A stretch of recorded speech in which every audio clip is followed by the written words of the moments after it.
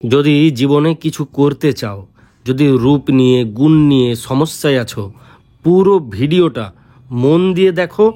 জীবন বদলে যাবে, জীবন দর্শন বদলে যাবে, তোমার প্রত্যেকটা দিন বদলে যাবে। It's my challenge. ওই মানুষটা আমাকে ভীষণ ভীষণ ভয় দেখাতো ছেড়ে দিয়ে চলে যাওয়ার। আমি ভয়ে উকড়ে যেতাম, ভীষণ ভয় পেতাম। ভাবতাম ওই মানুষটাকে ছাড়া আমি কেমন করে থাকতে পারি। আমি তো ওকে ছাড়া চলতে শিখিনি, আমি ওকে ছাড়া কিচ্ছু করতে পারি না। আর যত এমনটা ভাবতাম ও তত বেশি করে আমাকে ভয় দেখাতো। তারপর একদিন সেই দিন এলো যেদিন ও আমাকে ছেড়ে দিয়ে গেল। এরপর ও কাকে ভয় দেখাবে, কাকে বলবে আমি আমার জীবন থেকে তোমাকে সরিয়ে দিতে চাই, আমি আমার জীবনটা আমার মতো করে বেছে নিতে চাই, তুমি আমার জীবন থেকে চলে যাও, আমি তোমাকে দেখতে পারি না, আমি তোমাকে পছন্দ করি না, তুমি প্লিজ বিদেয়ী হও। কাকে বলবে? এতদিন এই কথাগুলো যাকে বলতো তাকে তো সে সরিয়ে দিয়েছে। আর আমি, সেই আমিটা, তোমার মতো সেই আমিটা যে প্রতিদিন ভয়ে ভয়ে ভেতরে ভেতরে গলতো, যে ভীষণ ভয়ে কুঁকড়ে যেত, যার রাতগুলো বিষাক্ত হয়ে যেত, একটা রাতও যে মানুষটা ঘুমোতে পারতো না, সে আঘাত পেতে পেতে বারবার ওই এক কথা শুনতে শুনতে পাথর হয়ে গেছে, সত্যিই পাথর হয়ে গেছে। তাই এই পাথর মনটাকে এবার কাজে লাগাও। যে তোমাকে পছন্দ করছে না, যে তোমাকে ছেড়ে দিতে চাইছে, যে তোমার সঙ্গে থাকতে চাইছে না, তাকে একদিকে সরাও। আমি বলছি না তাকে ছেড়ে দাও, তাকে একদিকে সরাও।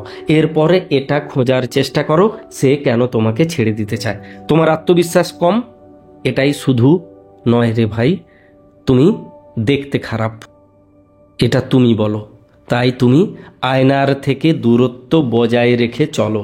তুমি হয় মেকআপ করে নেবে, নতুবা ফেস বিউটি দিয়ে নিজেকে ঢাকা দিয়ে দেবে, তারপরে সেই ছবি সোশ্যাল মিডিয়ায় পোস্ট করে দেবে।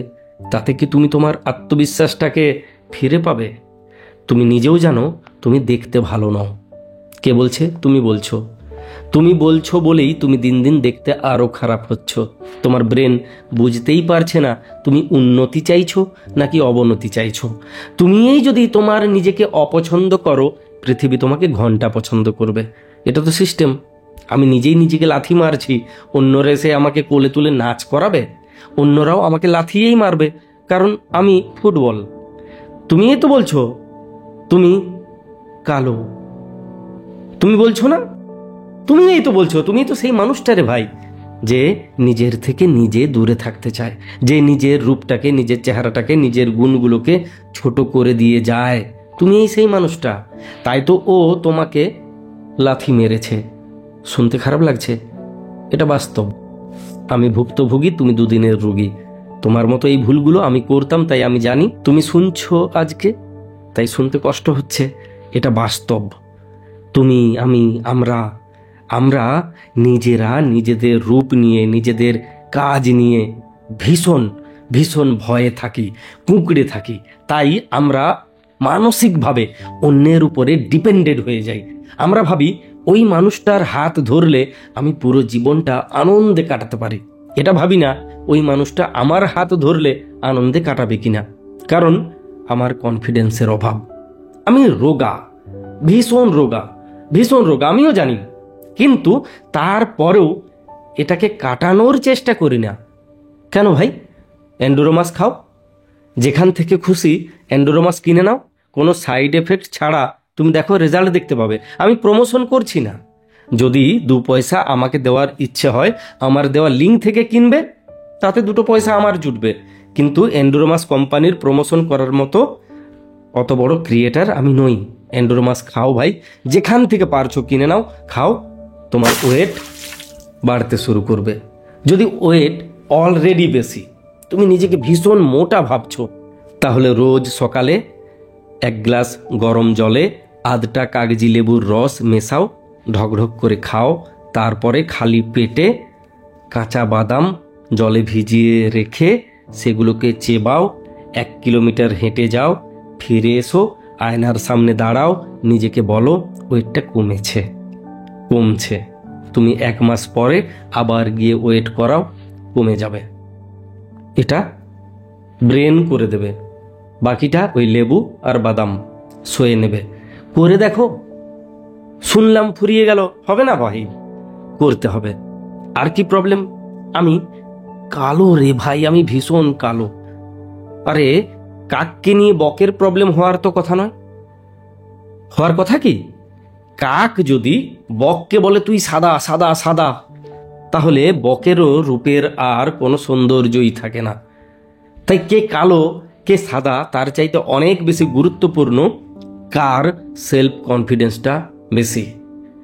তোমার যদি সেলফ কনফিডেন্স না থাকে, তুমি সাদা হও, বক হও কিংবা ময়ূর হও, তাতে কোনো লাভ নেই।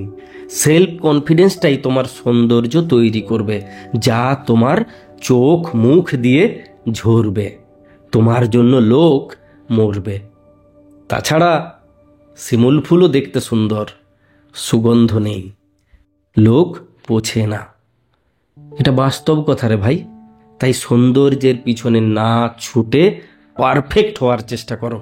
নিজেকে স্ট্রং বানাও, শারীরিকভাবে মানসিকভাবে শান্তি পাবে। আর যে মানুষটা ছেড়ে দিয়ে গেছে, সেই মানুষটার ঘুরে আসার ফিরে আসার একটা রাস্তা তৈরি হবে, যদি তুমি ঘোরাতে ফেরাতে চাও। আর তুমি যদি মহান হয়ে যাও আর ইচ্ছে না করে দের ওকে ফিরিয়ে, আর কি হবে? যে ছেড়ে দিয়ে গেছে সে নিজের মতো থাক, তাহলে থাকতে দাও। তুমি তোমার মতো করে একটা ভালো জীবন বেছে নাও। কানতে কানতে জীবনটাকে নষ্ট করে দিও না, কারণ জীবনটা ঈশ্বরের দেওয়া একটা উপহার, এটা নষ্ট করার অধিকার তোমারও নেই। অতএব কারণে কোনটা করবে ঠিক করো। কানতে কানতে জীবনটা কাটাবে, নাকি জীবনটাকে নিজের মতো করে বাগাবে? যদি বাগাতে চাও, ও ফিরে আসবে, কারণ তোমার কনফিডেন্সের অভাব ছিল, তোমার আত্মবিশ্বাস ছিলই না, তুমি নিজেই নিজেকে ঘেন্না করতে ভাই। তাই আয়নার সামনে দাঁড়াতে ভয় পেতে। তোমার বারবার মনে হতো ছেড়ে দেবে ছেড়ে দেবে, এ আমাকে ছাড়া থাকতে পারবে। এই ভাবনাগুলোই ওকে তোমার থেকে দূরে সরিয়েছে।